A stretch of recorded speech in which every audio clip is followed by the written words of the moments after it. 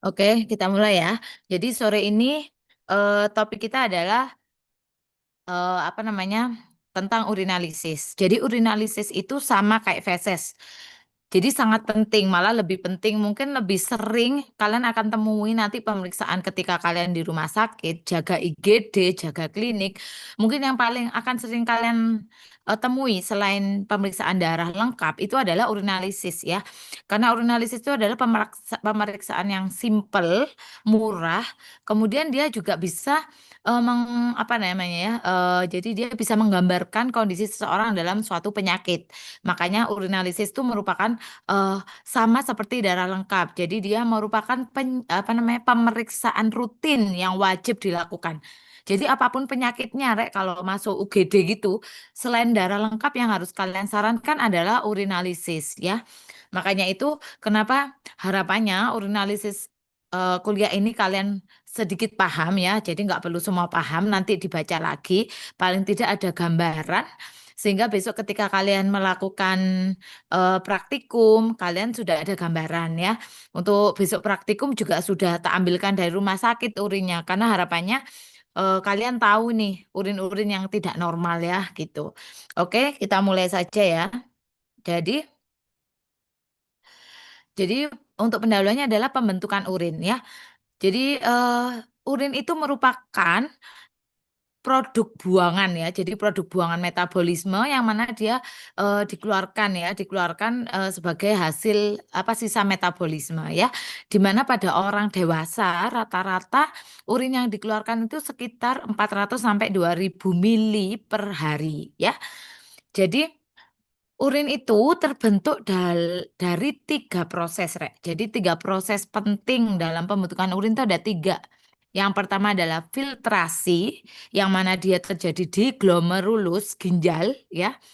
Kemudian yang kedua adalah reabsorpsi, yang terjadi pada tubulus ginjal. Kemudian sekresi, yang terjadi juga pada tubulus, ya. Nah, oke, pada filtrasi, jadi yang pertama ketika darah itu di pembuluh darah ya, jadi dia akan masuk lewat dia akan masuk lewat aferen arteriol. Jadi darah itu akan masuk, akan difiltrasi di glomerulus ya. Di mana plasma nanti itu akan difiltrasi. Jadi kecuali jadi minimal yang akan melewati filtrasi, artinya bisa bebas melalui glomerulus itu adalah dia harus maksimal 15 kilodalton. Jadi kalau dia besar ya, jadi dia kalau apa namanya itu beratnya itu lebih dari 15 kilodalton besar, dia tidak akan melewati filtrasi. Jadi dia akan kembali ke pembuluh darah. Yang kurang dari 15 kilodalton itu akan melewati, dia akan terfiltrasi ya di glomerulus ya. Nah, kemudian di glomerulus tadi, dia akan melewati glomerulus, contohnya adalah golongannya ini glukosa, asam amino, protein, urea ya. Protein itu juga sama, protein itu hanya beberapa protein ya, tidak semua protein. Nah, misalnya albumin itu juga hanya sedikit ya. Nah, kayak globulin itu tidak bisa karena globulin itu beratnya besar. Jadi dia tidak terfiltrasi ya. Jadi utamanya adalah kayak urea, kemudian glukosa, asam amino, elektrolit, air ya. Kemudian ketika sampai di tubulus ya, jadi dia akan difiltrasi akan masuk di tubulus yang kuning ya.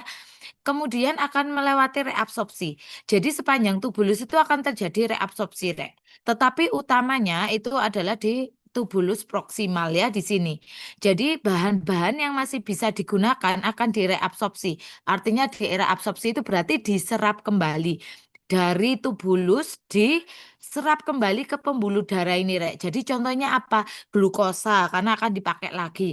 Asam amino, elektrolit seperti natrium, klorida, air juga akan direabsorpsi lagi ya. Jadi dia akan pindah ke pembuluh darah. Kemudian setelah itu terakhir adalah sekresi. Sekresi itu artinya berarti kebalikan dari reabsorpsi. Kalau reabsorpsi tadi bahan yang masih diperlukan itu akan diserap kembali ke pembuluh darah dari tubulus ya, dari lumen tubulus ke pembuluh darah. Tetapi kalau sekresi, jadi kebalikannya, Rek. Bahan-bahan atau sisa-sisa yang tidak digunakan di pembuluh darah akan dikeluarkan ke lumen tubulus. Karena kalau nanti lumen tubulus ini sudah masuk di lumen tubulus, dia akan dikeluarkan sebagai urin ini ya. Jadi contohnya apa? Misalnya sisa-sisa obat, terus ion-ion ini ya, ion-ion HH plus ini karena untuk apa namanya? Jadi dia berperan pada asam basa ya, kemudian kalium. Nah, disinilah terjadi sekresi. Yang akhirnya nanti akan melewati tubulus ini untuk jadi urin ya, dikeluarkan sebagai urin. Jadi urin tadi ya, komponen utamanya ada beberapa, Rek. Jadi dia 95%-nya itu terdiri dari air. Dan 5%-nya itu baru solut yang lain ya. Solut utamanya golongannya yang pertama urea. Urea itu adalah komponen utama organik. Jadi urea itu adalah hasil komponen utama organik ya. Jadi dia produk pemecahan dari protein dan asam amino ya. Kemudian selain urea ada kreatinin ya. Kemudian juga ada asam urat. Ini juga dia proses pemecahan dari sel maupun makanan. Kemudian kalau komponen utama inorganik, kalau tadi kan urea itu komponen utama organik ya. Kalau komponen utama inorganik urin adalah klorida ya. Jadi klorida itu bisa dia berbentuk klorida saja, bisa bentuk dalam berbentuk bergandengan dengan natrium atau bentuk garam ya NaCl ya. Kemudian juga ada kalium, fosfat yang mana fosfat ini sama fosfat sama apa fosfat ini nanti akan ber apa namanya yang akan meregulasi asam basa ya. Kemudian ada amonium, kemudian juga kalsium. Jadi ini adalah komponen utama dari sisa-sisa urin yang 5% karena 95% urin adalah air ya. Kemudian indikasi untuk pemeriksaan urinalisis. Jadi kapan sih kita mengindikasikan pemeriksaan urinalisis? Jadi memang urinalisis itu adalah screening yang paling murah sehingga hampir semua orang sakit itu lebih baik disarankan untuk urinalisis karena dia pemeriksaan rutin ya. Jadi beberapa indikasi yang pertama adalah kalau kita mengarahkan dia ke penyakit ginjal seperti glomerulonefritis, sindrom nefrotik ataupun infeksi ginjal seperti pielonefritis kemudian atau kita curiga dia gagal ginjal. Kemudian juga bisa untuk mendeteksi adanya UTI atau infeksi saluran kemih. Kemudian juga bisa untuk memanajemen penyakit metabolik ya seperti diabetes ya karena kita bisa mendiagnosa juga dari kondisi ataupun mendiagnosa dari si urin ya. Kemudian untuk DD dari jaundice. Jadi kemarin kita sudah bahas di feses jaundice, di urin juga bisa ya. Malah jaundice itu lebih jelas kalau kita pemeriksaan urin dibanding feses ya. Kemudian deteksi dan manajemen penyakit plasma sel diskrasia. Contohnya adalah multiple myeloma MM yang mana dia keganasan sel-sel plasma ya yang menghasilkan imunoglobulin. Nah, itu dia bisa terdeteksi di urin. Kemudian diagnosa dari kehamilan juga lewat urinalisis. Untuk sampel urin itu ada yang spesimen tunggal ya, single. Jadi yang single itu berarti satu kali. Jadi ada beberapa caranya. Yang pertama adalah urin pagi hari. Jadi urin pagi hari itu bagus, Rek. Kenapa? Karena dia memang lebih terkonsentrasi, kemudian pH-nya juga lebih asam, dan elemen-elemen dalam urin itu akan tersaturasi. Jadi sel gitu ya. Misalnya ada apa namanya Cas itu juga akan terdeteksi ya. Makanya bagus urin pagi hari. Makanya digunakan disarankan ketika untuk pemeriksaan urin rutin ataupun sitologi maupun kultur bakteri ya.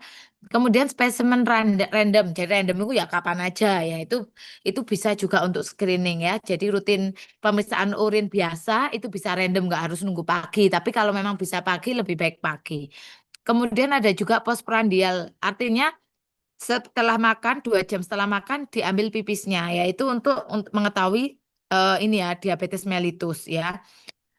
Kemudian ada urin 24 jam. Jadi kalau tadi single itu sekali kapan aja.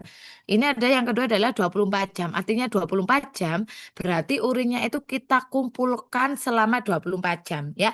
Biasanya kan tadi 400 sampai 2 liter. Jadi memang kita sediakan botol 2 liter ya.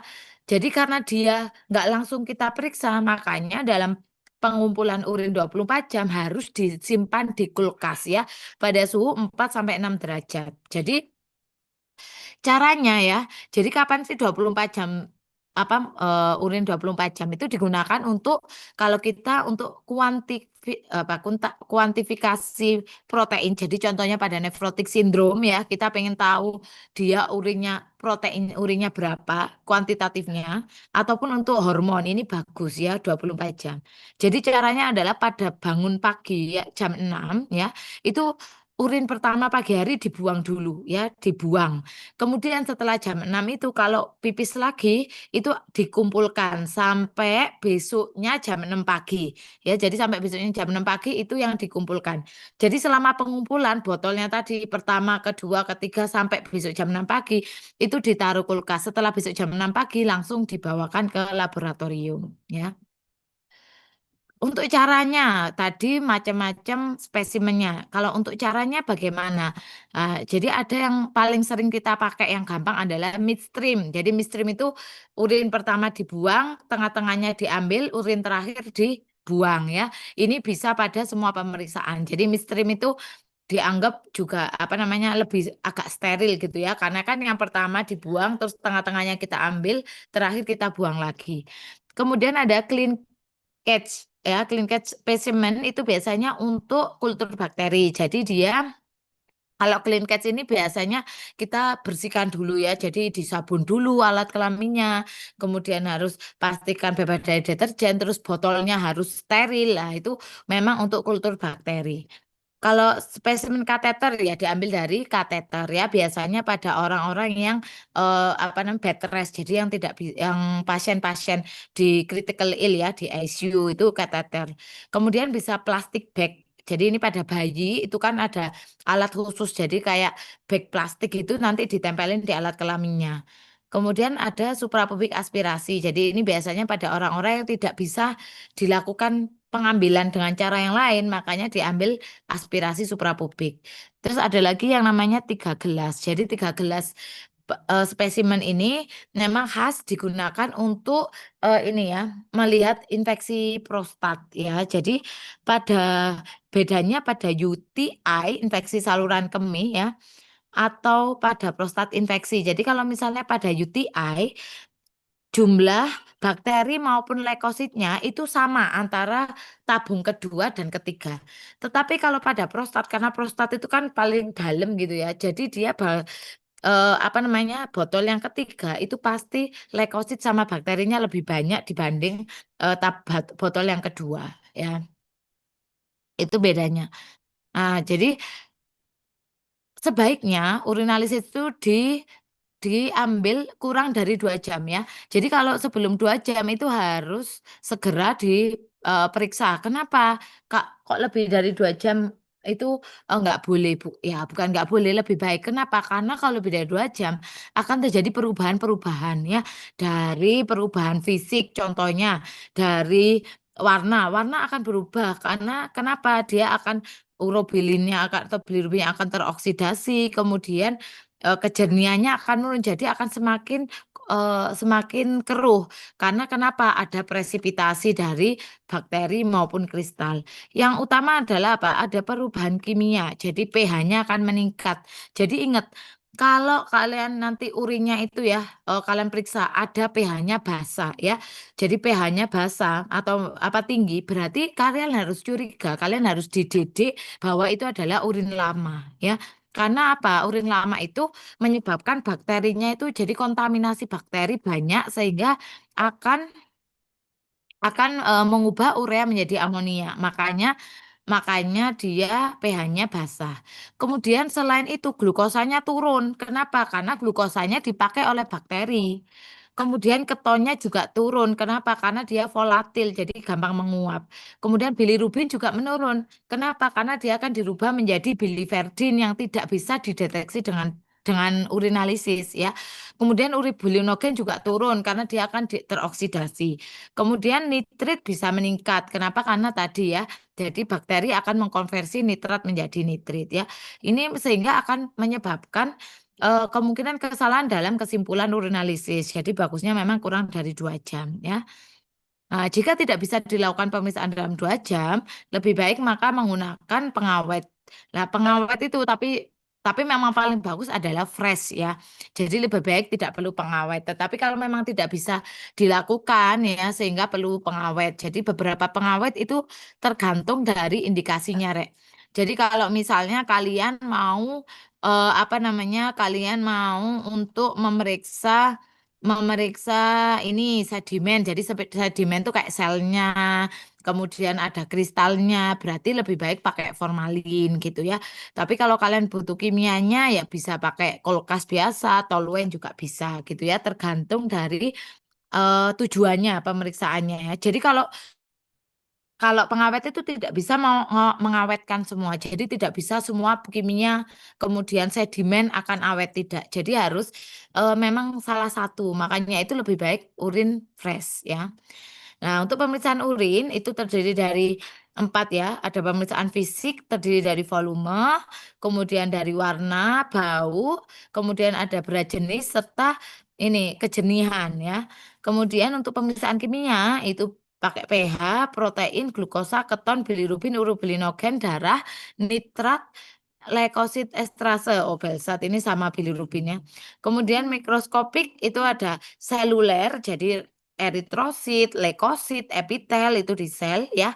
Kemudian ada case atau silinder organisme yang lain, jadi misalnya kayak trichomonas, bakteri. Kemudian ada kristal juga. Untuk kultur ini kultur yang lainnya. Untuk nanti pemeriksaan apa namanya praktikum urin ya, yang penting adalah 3 pemeriksaan ini ya. Nah, jadi yang pertama adalah volume. Tadi volume normalnya adalah 400 atau 600 sampai 2000 ya dalam 24 jam. Jadi kalau dia lebih dari 2000 namanya adalah poliuria, poliuri. Jadi dia sering pada orang diabetes insipidus ya. Kemudian atau pada orang dengan diuretik, terapi diuretik ya.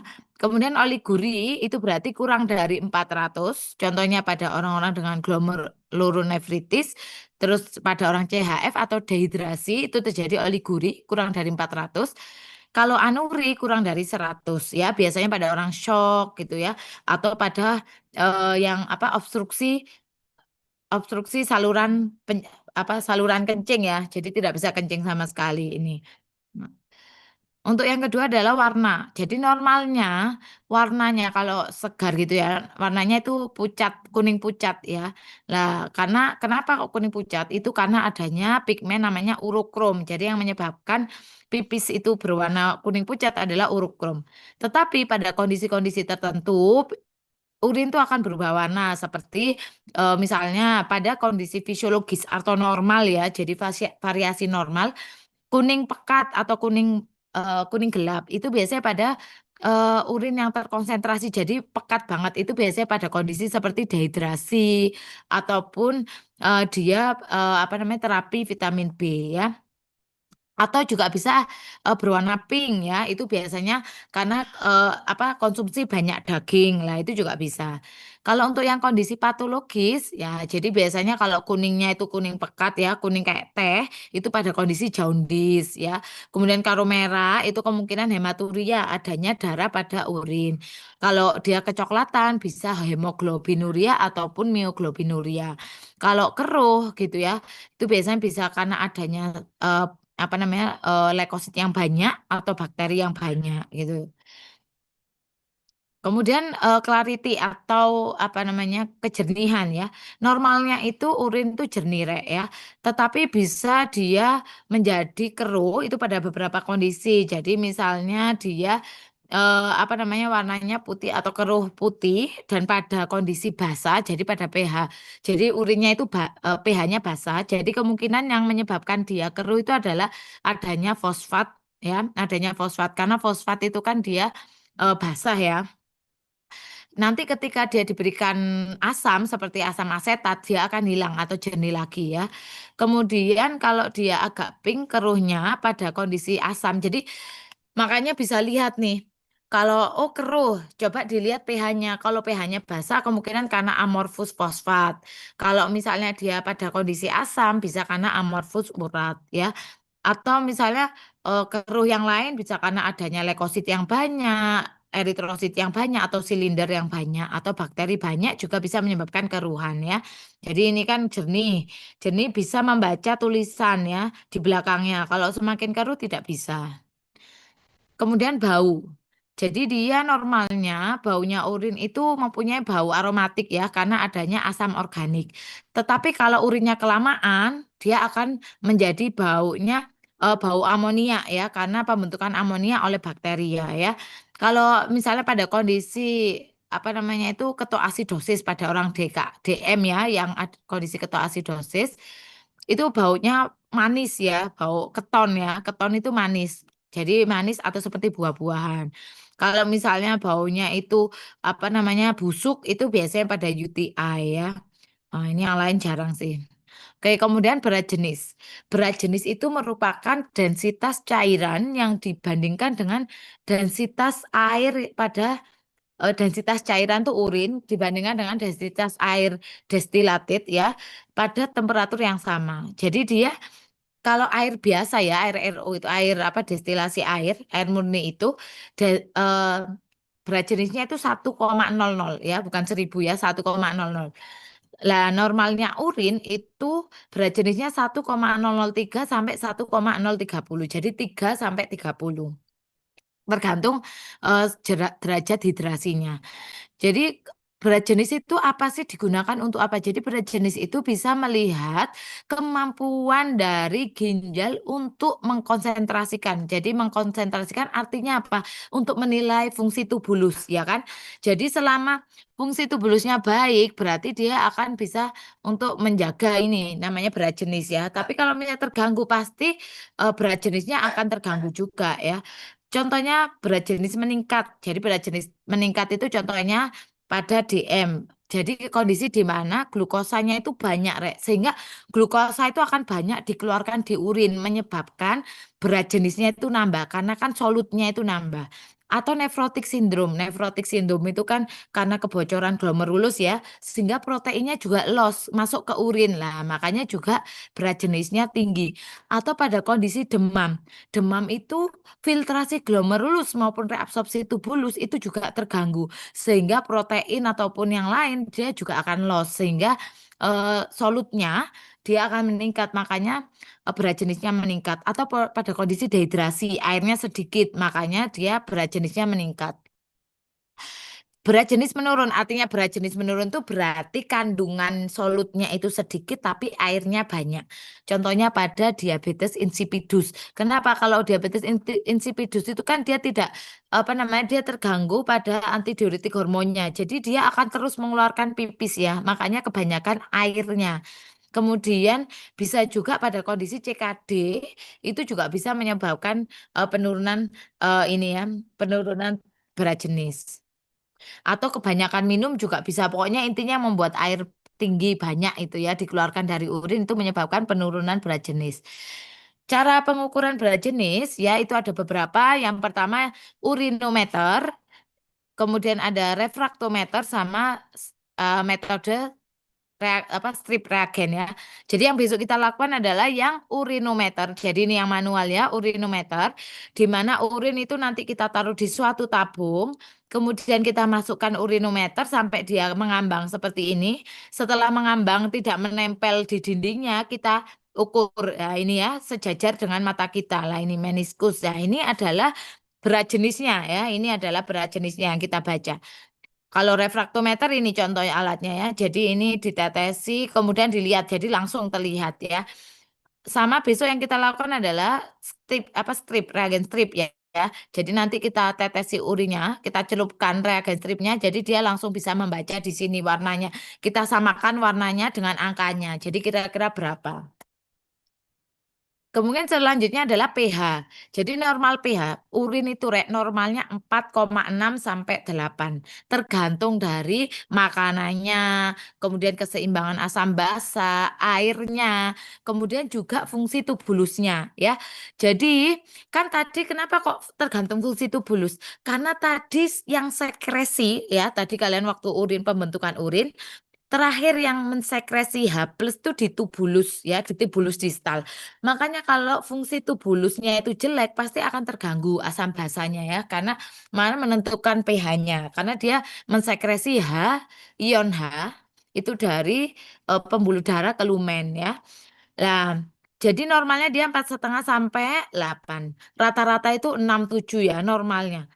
Dan dia tidak pernah lebih dari 8,5 lah. Jadi kalian harus curiga Rek, kalau misalnya urin itu sampai di atas 8,5 itu nggak pernah. Berarti kemungkinan ini tidak berarti dia bukan urin yang urin fresh. Jadi kemungkinan urin lama ataupun kemungkinan adanya infeksi bakteri itu juga bisa. Tapi kalau infeksi bakteri juga biasanya mepet ya 8 gitu. Jadi kalau 8 lebih dari 8,5 itu kemungkinan memang urin yang sudah lama banget gitu ya. Jadi mungkin lihat kalian nanti besok karena praktikumnya kayaknya itu urinnya udah 2 hari harusnya dia sudah basah ya. Jadi harusnya udah pH-nya 8,5 tapi nggak tahu ya karena dia kan disimpan di kulkas ya. Jadi biasanya masih tidak terlalu basah. Jadi beberapa kondisi urin asam. Jadi kalau urin asam, jadi memang rata-rata 4,6. Jadi kalau dia rata-rata normalnya kan 6 apa namanya 5 sampai 6-an ya. Jadi kalau dia 4 gitu ya urin asam, kemungkinan pasien itu dalam kondisi ketosis ya. Pada kondisi DM itu ada ketonnya itu menyebabkan dia asam.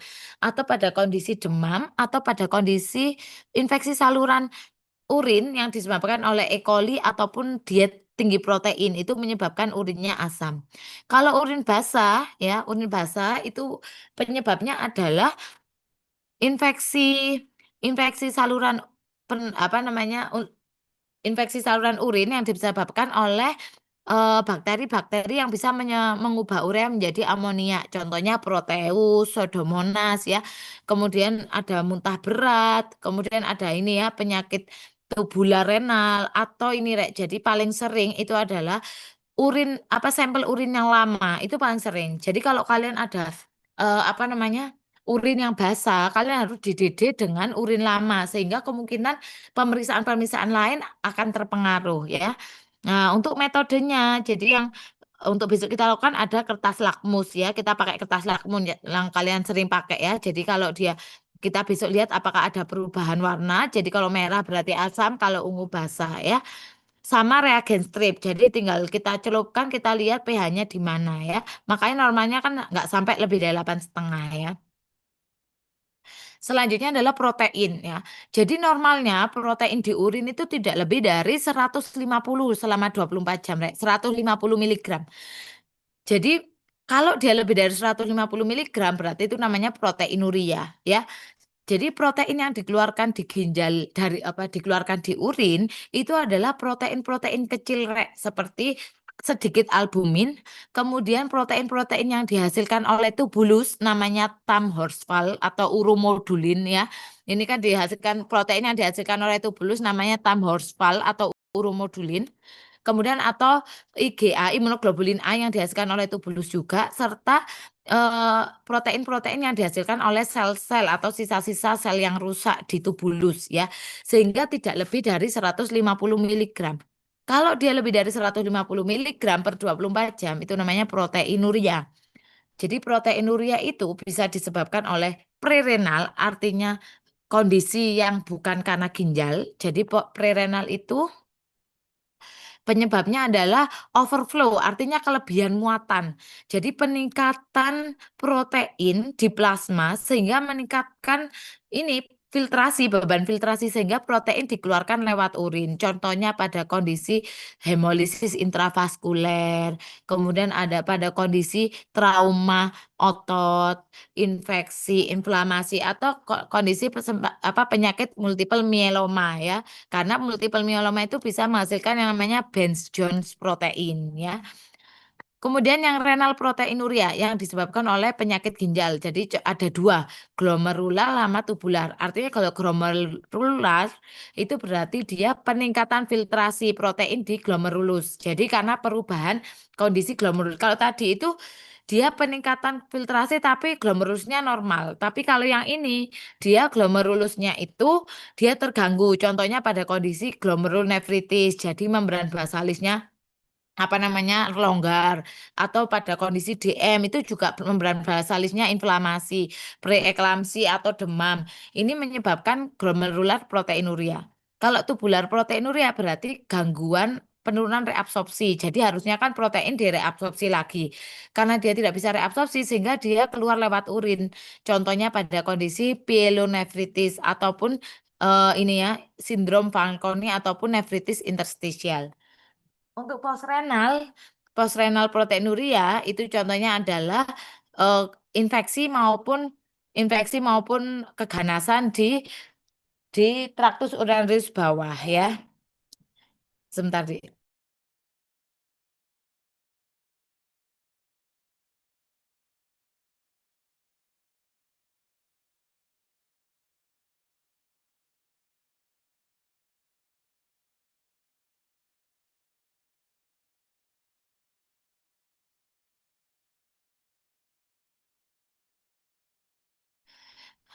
Oke, kita lanjut ya, Dek. Terus, nih, untuk tes untuk mendeteksi proteinuria itu ada beberapa ya. Jadi ada yang kalau dulu itu kan manual ya, kalau sekarang semuanya sudah. Jadi kalau proteinuria zaman dulu itu manual ya, tapi kalian memang harus bisa manual karena siapa tahu kalian ada di pelosok gitu ya, tidak ada yang apa alat yang apa sekarang auto analyzer gitu ya. Kalau di rumah sakit besar-besar di Malang udah pakai auto analyzer ya, tinggal masukkan tabungnya sudah ada hasilnya ya. Juga yang paling murah kan sekarang sudah ada strip test ya. Jadi reagen strip itu udah ada dari pH, berat jenis protein, glukosa semua juga ada. Nah, untuk protein yang pertama itu pakai ini ya, pemanasan dengan menggunakan asam asetat ya. Jadi pemanasan. Jadi kalau mau ke Bapak? Oh ya, sebentar. Ah, Bapak,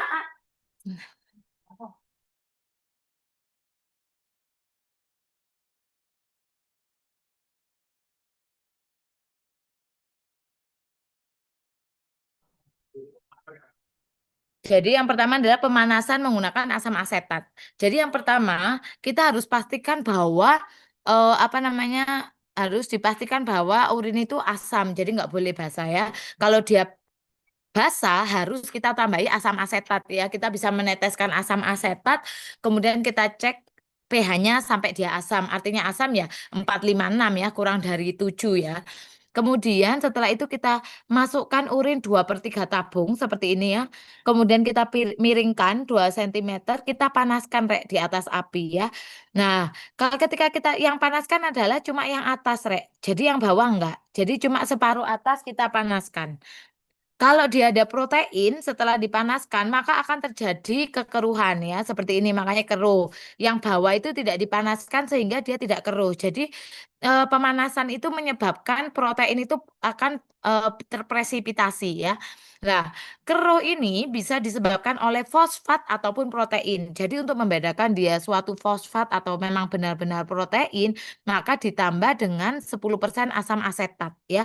Kita tambahkan asam asetat kalau misalnya ditetesi asam asetat itu keruhnya hilang, berarti dia fosfat. Tapi kalau karena protein, walaupun ditetesi asam asetat, dia tidak akan hilang, ya. Kemudian selanjutnya adalah reagen strip test yang besok kita lakukan ya. Jadi ini intinya adalah bahwa reagen ini ya, strip ini dia dibungkus oleh indikator dengan pH basah, pH asam dan pH asam yang mana dia kalau adanya protein dia akan berubah warna. Makanya disebut sebagai protein error of indicator ya. Jadi dia semakin banyak lah ini ya warnanya dia akan semakin hijau. Jadi memang kalau untuk screening protein itu kita menggunakan strip test, tetapi untuk memastikan confirmatory test itu pakai asam sulfosalisil ya. Jadi besok ini kita lakukan. Yang ketiga adalah untuk memakai deteksi proteinnya dengan asam sulfosalisil ya. Ini ditambahkan, jadi urin ditambahkan dengan asam sulfosalisil. Jadi kalau dia ada protein, makanya dia akan terpresipitasi, Rek. Jadi semakin banyak proteinnya lah, warnanya semakin gini ya. Ya, jadi ini besok kita lakukan.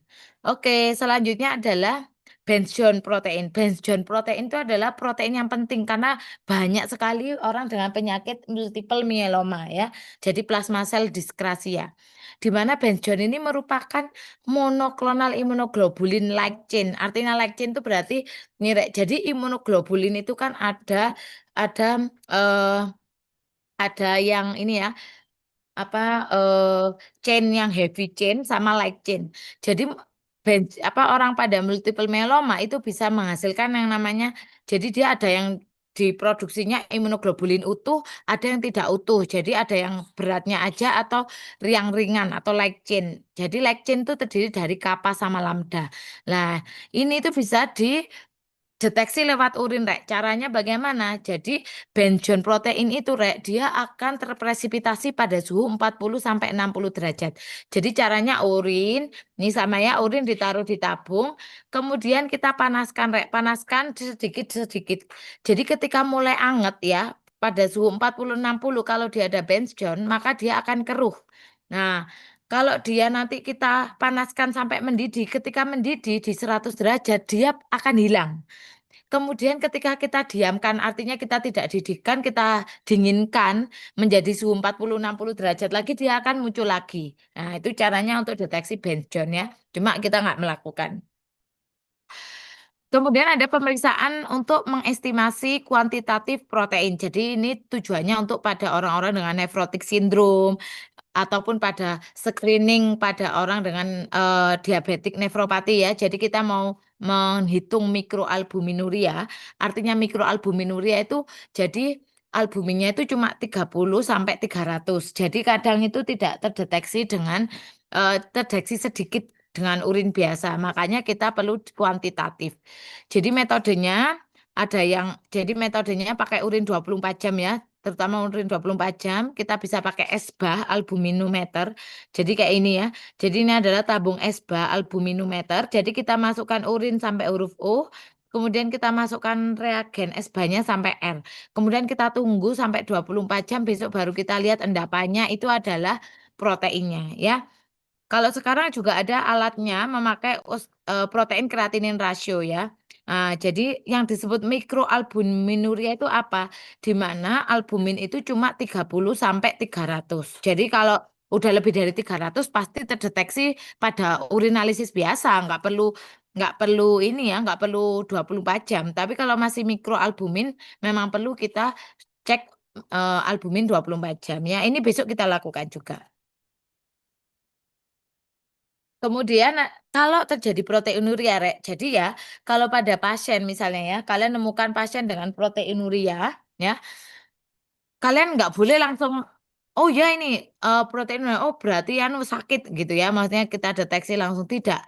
Jadi ketika kalian mendapatkan pasien dengan proteinuria itu harus dilakukan urinalisis ulang, memastikan bahwa dia benar-benar proteinuria atau tidak. Jadi memastikannya itu harus beberapa kali ya.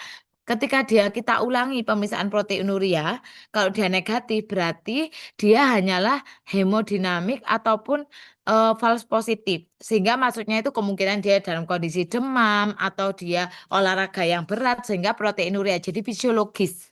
Tetapi kalau kita ulangi ternyata proteinurianya masih positif, kita cek dengan pemeriksaan mikroskopis ya. Kalau misalnya eh, banyak RBC-nya atau eritrositnya, kemungkinan dia pada penyakit glomerulonefritis. Kalau banyak leukositnya, kemungkinan pyelonefritis gitu ya. Kalau misalnya dia banyak ternyata foam cell atau apa namanya oval fat bodies ya, kemungkinan dia nephrotic syndrome gitu ya. Jadi ini bisa untuk mendiagnosa ke arah penyakit ginjal. Selanjutnya adalah glukosa. Glukosa itu normalnya itu bisa terdeteksi di urin tuh sangat sedikit ya, karena jadi dia itu diekskresi kurang dari 500 miligram per 24 jam ya. Jadi glukosa itu dia memiliki yang namanya renal threshold. Jadi renal thresholdnya orang normal untuk glukosa di tubulus itu adalah 160 sampai 180. Jadi kalau glukosanya itu lebih dari 180, maka dia akan keluar lewat urin. Jadi kalau selama dia kurang dari 180, dia akan direabsorpsi lagi. Ketika dia melewati renal threshold, misalnya ada orang DM, glukosanya lebih dari 300, ya akan dikeluarkan lewat urin ya. Jadi beberapa penyebab glukosuria. Jadi ada renal glukosuria, artinya berarti dia yang melewati renal threshold. Contohnya pada kondisi kehamilan, kemudian pada kondisi gangguan tubulus renal ataupun dia keracunan ya. Kemudian pada kondisi DM, kemudian alimentari glukosuria atau penyakit metabolik lain seperti hipertiroid atau kondisi infeksi berat ataupun stres atau olahraga berat itu bisa menyebabkan glukosa ada di urin ya. Untuk deteksinya ada ini ya, jadi yang sering kita lakukan ya, kemarin juga ada di VSS juga namanya Benedict Test, itu adalah jadi Benedict Test di mana, nanti kita reaksikan dengan reagen Benedict ya. Nah, dia kalau ada perubahan warna menjadi merah bata itu artinya positif. Semakin banyak glukosa makanya semakin ini ya, jadi dia semakin merah bata. Kemudian reagen strip test ya, ini yang kita celupkan saja, itu kita bisa tahu ya. Jadi reagen strip test ini lebih mudah, murah gitu ya, dan dia bisa semi kuantitatif. Jadi kira-kira gini, kalau misalnya dia warna ini, berarti kurang lebih 500 miligram, kalau tambah merah lebih dari 2 gram gitu ya. Kemudian selanjutnya adalah keton. Keton itu, jadi keton yang di jadi benda keton, badan keton di tubuh kita itu ada 3 bentuk, asam asetoasetat, beta hidroksibutirat, dan aseton, ya. Nah, keton itu Rek merupakan pemecahan dari asam lemak ya. Jadi kalau dia berada di urin normalnya tidak ada ya, tidak terdeteksi. Jadi kalau dia berada di urin itu bisa mengindikasikan bahwa pemecahan asam lemak berlebihan serta ini apa namanya pemecahan energi yang terlalu berlebihan. Jadi yang menyebabkan ketonuria contohnya adalah penurunan penggunaan karbohidrat. Jadi contohnya pada orang DM ya karena karbohidratnya itu banyak digunakan banyak yang tidak bisa digunakan sehingga jadi kalau orang DM itu kan insulinnya yang terganggu. Jadi padahal glukosanya ada, karena insulinnya itu tidak sensitif sehingga tidak bisa memetabolisme glukosa sehingga dianggapnya glukosanya rendah. Sehingga dia akan memecah lemak, makanya terjadi ketonuria ya. Kemudian atau penurunan pemakaian. Jadi pada kondisi anu ya biasanya apa kurang gizi ya ataupun pada kondisi kayak kehamilan itu juga bisa ya. Kemudian untuk deteksi ya, jadi tidak ada pemeriksaan yang bisa mendeteksi 3 bentuk keton tadi. Keton kan ada beta hidroksibutirat, yang mana utamanya beta hidroksibutirat yang ada di darah ya, ini berada di darah. Kalau yang di urin itu adalah 2 ini, asam asetoasetat dan aseton ya. Jadi yang sering kita gunakan adalah Rotera nitrofusit ya, dia mendeteksi asam asetoasetat dan aseton. Jadi tidak mendeteksi beta hidroksibutirat ya. Nah, jadi caranya nanti kita urin kita tambahkan natrium nitrofusit ya. Jadi kalau positif dia akan membentuk cincin ungu ya. Atau pakai reagen strip test ya. Jadi juga sama reagen strip test juga menggunakan N-nitrofusit. Jadi kalau positif dia akan ada perubahan warna ungu.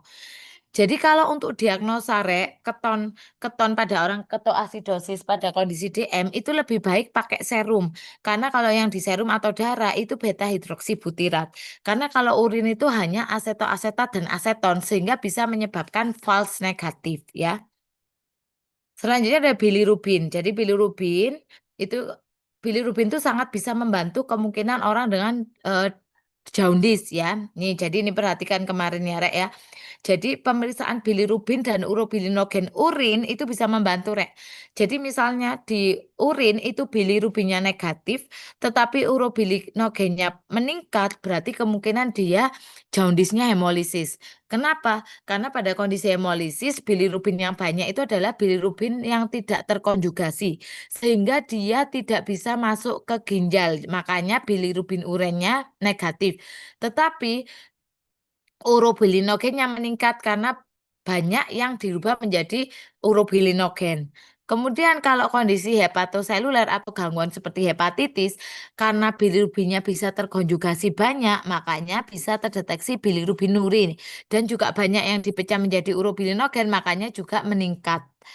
Kalau obstruksi jaundice, jadi contohnya pada kondisi misalnya ada batu empedu atau apa namanya keganasan empedu.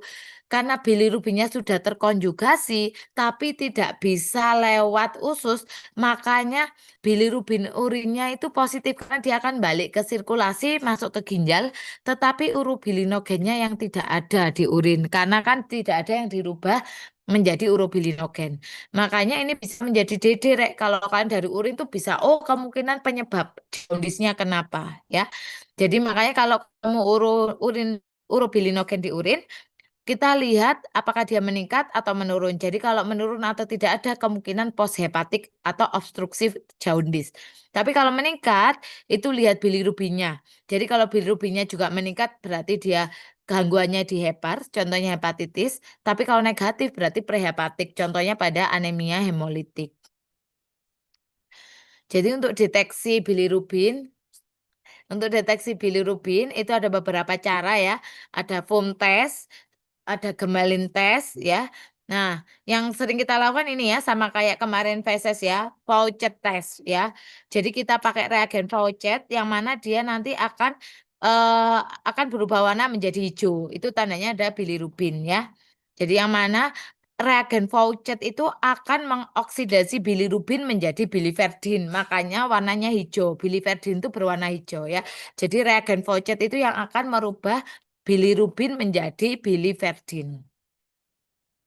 Kemudian juga pakai strip test juga bisa ya, langsung bisa banyaknya, bisa ringan, sedang atau berat.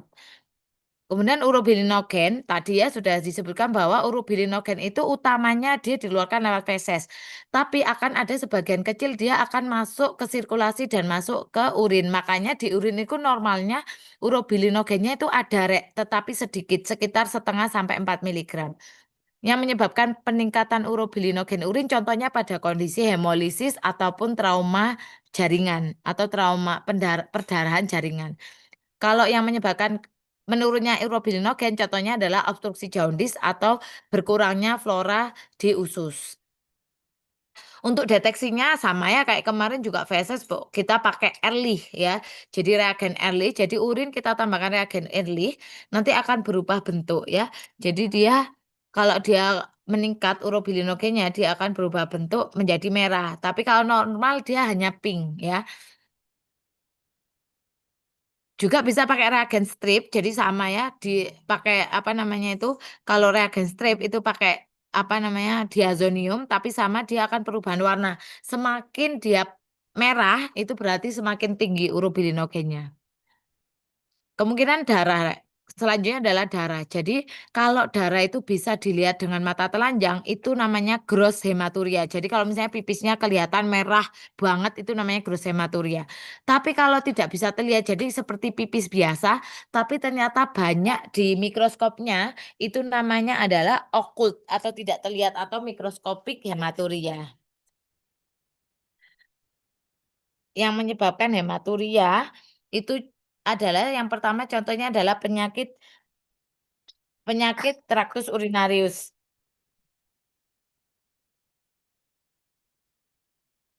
Penyakit traktus urinarius contohnya seperti penyakit glomerular ya, paling sering itu makanya kalau ada eritrosit eritrosit yang ada di urin ya. Jadi kalian harus curiga bahwa itu adalah gangguan glomerulus ya. Kenapa? Karena glomerulus itu harusnya eritrosit itu tidak dikeluarkan lewat urin. Ketika dia dikeluarkan lewat urin berarti glomerulusnya itu bocor. Makanya contohnya pada kondisi glomerulonefritis, kemudian lupus nefritis ya, atau kondisi seperti Henox Chlorine purpura. Atau misalnya non glomerular, contohnya non glomerular itu artinya selain glomerular. Contohnya adalah kalau ada batu, ada tumor, ada infeksi, itu juga bisa trauma itu juga bisa menyebabkan eritrositnya keluar ke urin. Atau kondisi selain dari ginjal yang berhubungan dengan hematologi. Contohnya adalah kelainan koagulasi atau pembekuan. Itu bisa menyebabkan urin keluar ya.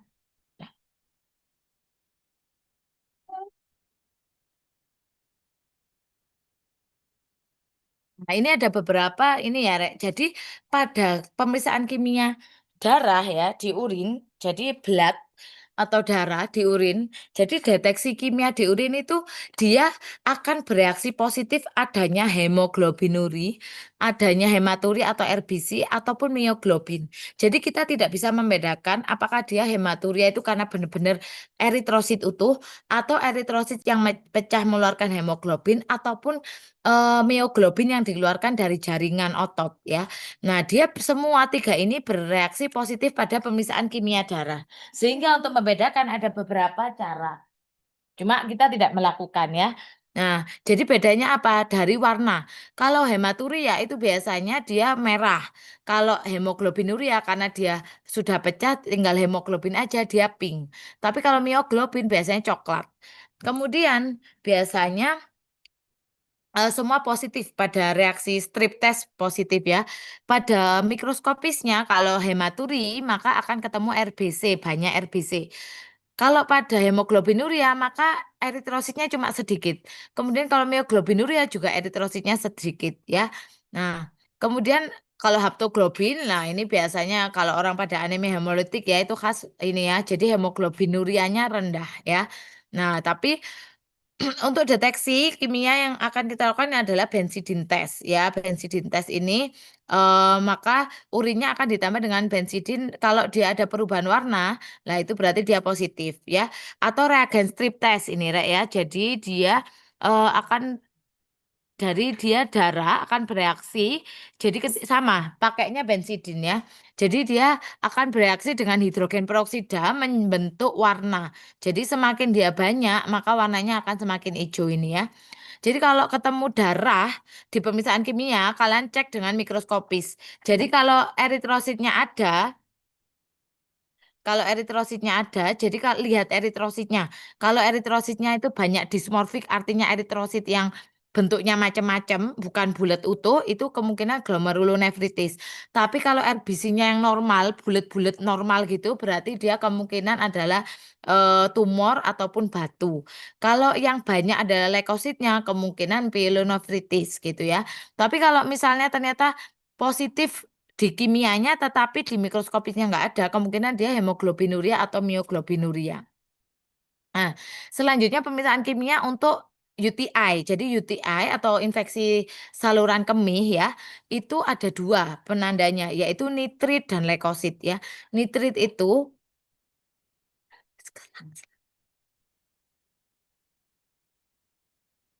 jadi nitrit itu Rek, normalnya itu tidak ada di urin.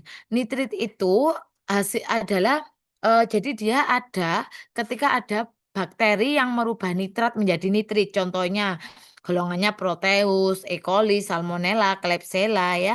Nah, itu maka akan menyebabkan adanya nitrit di urin. Makanya itu adalah tanda dari infeksi saluran kemih. Tapi kalau penyebab infeksinya golongannya bakteri gram positif seperti Staphylococcus ataupun Pseudomonas itu nitritnya akan negatif. Makanya kalau nitrit negatif itu tidak mengeksklud kemungkinan UTI karena beberapa bakteri memang tidak merubah nitrat menjadi nitrit ya. Jadi nitrit ini sama ya yang bisa kita lakukan dia pakai strip test ya. Kalau dia ada nitrat yang kemudian dirubah menjadi nitrit maka akan ada perubahan warna. Selanjutnya ada leukosit ya, leukosit esterase. Jadi leukosit yang bisa menghasilkan positif pada pemeriksaan kimia itu adalah leukosit yang PMN, Rek, yang golongannya neutrofil ya. Tapi kalau limfosit gitu ya atau yang mononuklear itu dia tidak mengandung leukosit esterase sehingga dia akan negatif ya. Jadi kalau misalnya leukositnya negatif ternyata tapi di mikroskop itu positif kemungkinan berarti dia yang mononuklear. Karena yang bisa bereaksi positif leukosit esterase adalah yang polimorfonuklear. Jadi kalau dia positif akan berubah warna menjadi ungu ya.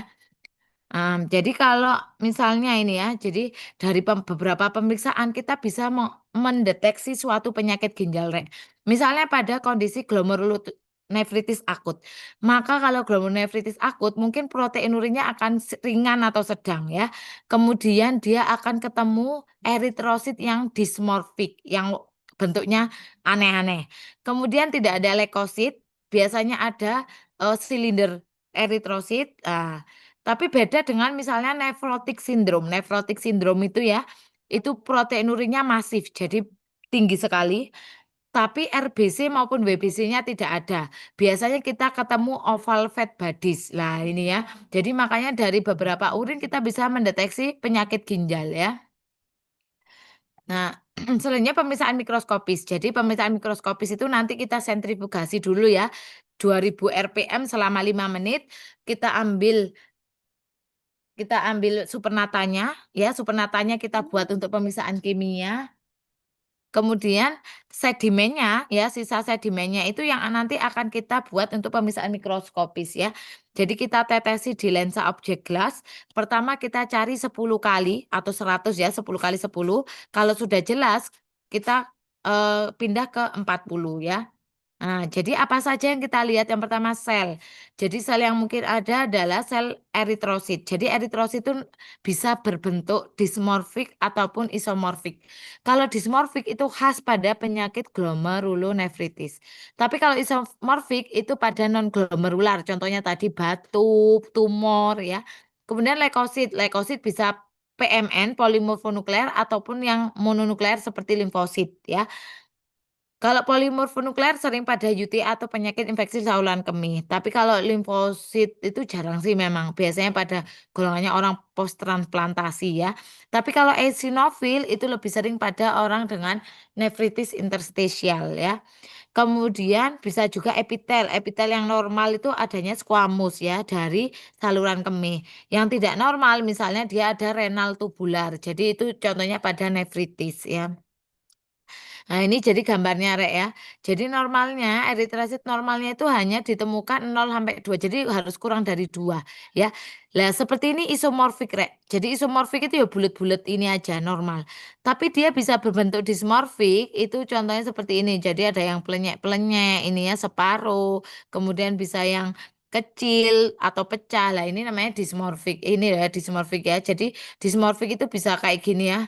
Ada apa babingnya ataupun bentuknya seperti ini pecah-pecah ya, atau dia lah ini seperti ini, apa krenasi, menciut. Nah, ini adalah eritrosit dismorfik yang khas pada penyakit glomerulonefritis. Leukosit normalnya juga kurang dari 5 ya, ini leukosit. Jadi bedanya sama eritrosit bedanya sama eritrosit itu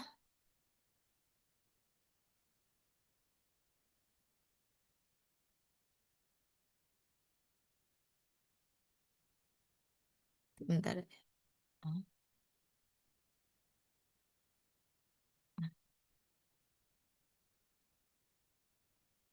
ya, udahlah sebentar, Dek, mmm, sebentar, Dek. Oh, hilang.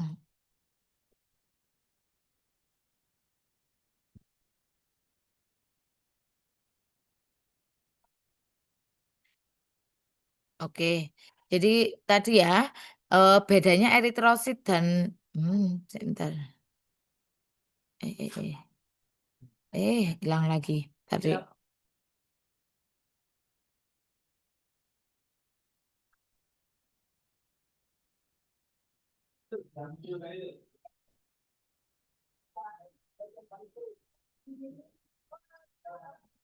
Sit.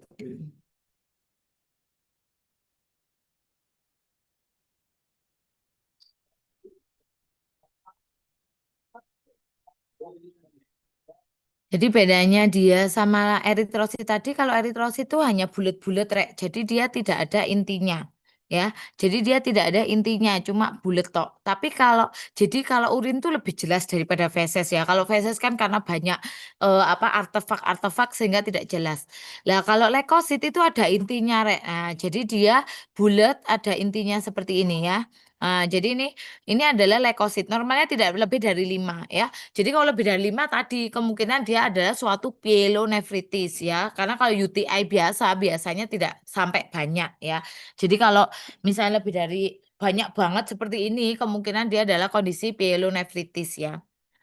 Kemudian epitel, normalnya squamous itu ada, Rek, tapi kalau squamous juga tidak lebih dari 5 ya. Jadi epitel squamous tuh ini ya, jadi dia epitel gepeng itu pada saluran kemih ya, makanya dia normalnya tidak lebih dari 5. Yang tidak boleh ada adalah epitel transisionil yang adanya di ureter sama epitel renal tubular epitel ya, seperti ini ya. Ini adalah renal tubular. Jadi epitelnya tubulus. Nah, ini tidak normal ya. Jadi misalnya pada kondisi nefritis itu bisa keluar ya.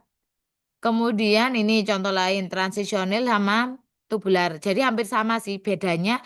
Cuma kan kalau epitel renal ini biasanya lebih kecil tapi intinya lebih besar. Kalau ini dia ukurannya lebih besar tapi intinya di tengah gitu ya. Ini atau evalvate bodies tadi ya.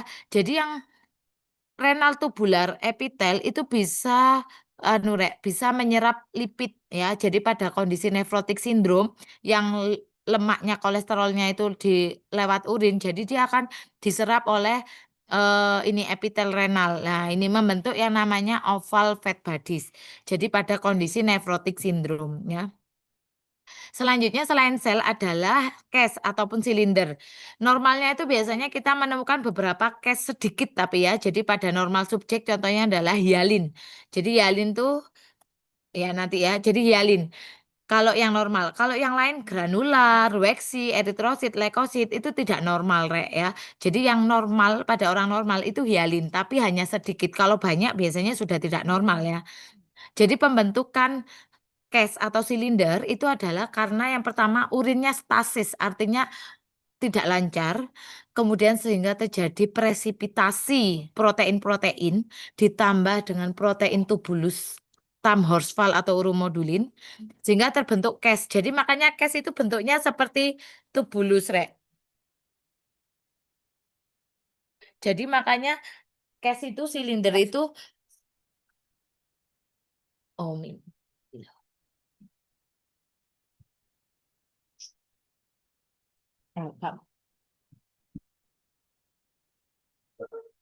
enggak apa-apa. Ini ini air putih, bentar ya. Jam berapa? Jadi makanya cash itu eh, eh,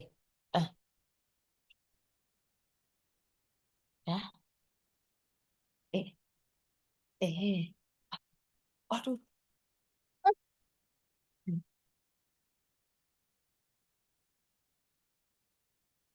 Jadi pertama case atau silinder itu itu pertama adalah berbentuk hialin. Hialin itu tipis jadi dia tipis seperti ini ya, jadi hialin ya, ndak ada isinya. Jadi dia berbentuk karena tubulus, makanya tadi hialin itu terjadi karena urinnya stasis, artinya tidak lancar, kemudian sehingga proteinnya itu terpresipitasi, terutama protein yang dihasilkan oleh tubulus yaitu Tamhorsval atau uromodulin. Makanya dia pertama namanya silinder hialin ya. Karena dia tidak ada isinya apa-apa, hanya protein. Kemudian kalau misalnya dia ditempelin sel-sel seperti eritrosit, ya jadi silinder eritrosit. Kalau ditempelin leukosit, jadi silinder leukosit. Kalau ditempeli epitel, ya silinder epitel.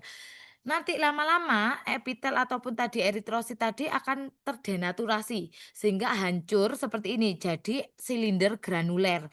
Jadi silinder granuler itu bisa dari eritrosit, leukosit maupun epitel yang terdegranulasi. Lama-lama kalau semakin lama berada di tubulus maka dia akan menjadi silinder lilin ya, waxy karena sudah terdenaturasi semua ya, terdegradasi semua akhirnya bersih. Namanya ini waxy, silinder waxy. Jadi silinder lilin adalah akhir dari semua silinder ya.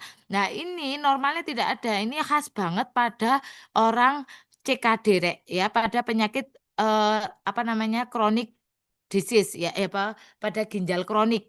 Karena kan urinnya benar-benar stasis. Jadi lah apa namanya? Diem ya. Makanya kalau pada kondisi infeksi itu paling sering adalah silinder granuler. Tapi kalau pada kondisi CKD itu biasanya waxy ini. Selain silinder, yang nanti kita ketemu adalah kristal ya. Jadi kalau kristal itu tergantung Jadi pH urinnya apa? Kalau pH urinnya asam itu bisa beberapa kristal contohnya adalah asam urat, kalsium oksalat, itu pada kondisi asam.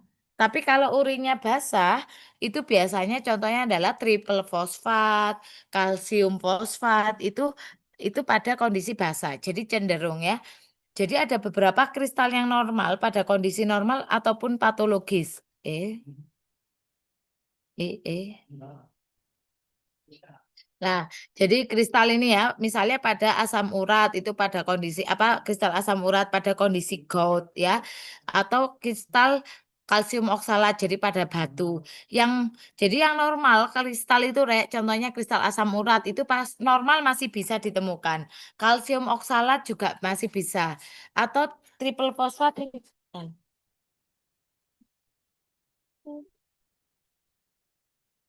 Sama Mbak Ica.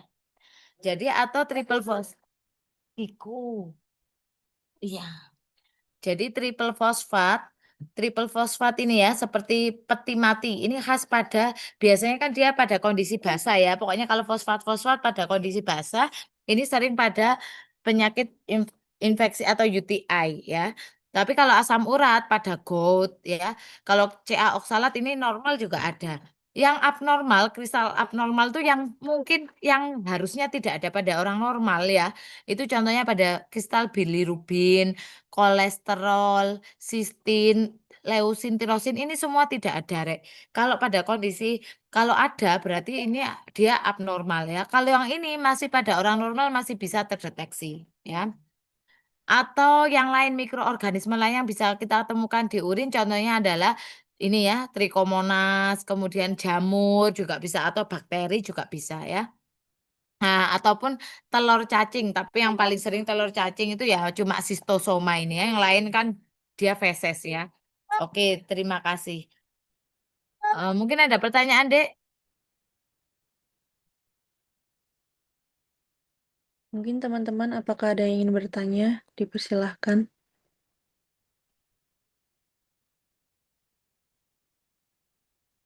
Oke. Mungkin belum ada dokter. Ya, nanti dibaca ulang saja. Ini sudah cukup lengkap, jadi kalian ini tak baik apa tak padet-padetin, jadi bisa kalian baca. eh untuk besok, Rek, jangan lupa ya. Dibaca dulu. Jadi kalau kepenuhan baca modul, baca apa ya, baca yang modul bagian 2 yang untuk apa praktikum aja. Tapi harusnya kalian baca ya. Jadi kalau pretest ataupun responsi kalian tuh nggak terlalu jelek gitu loh ya. Jadi kayak kemarin tuh responsinya ya lumayan menyedihkan gitu ya. Padahal kan menurut saya itu sangat-sangat sekalian bisa baca gitu. Jadi tolong tolong dibaca benar-benar. Jadi apa namanya, ketika kalian praktikum, jadi itu ada isinya gitu ya. Jadi nanti coba diulangi lagi, direpetisi lagi lah, dibaca lah paling tidak. Jadi biar ada yang nyantol ya. Oke, jadi kalau tidak ada pertanyaan mungkin kita cukupkan saja ya. Terima kasih atas perhatiannya. Mohon maaf kalau ada salah kata. Assalamualaikum warahmatullahi wabarakatuh.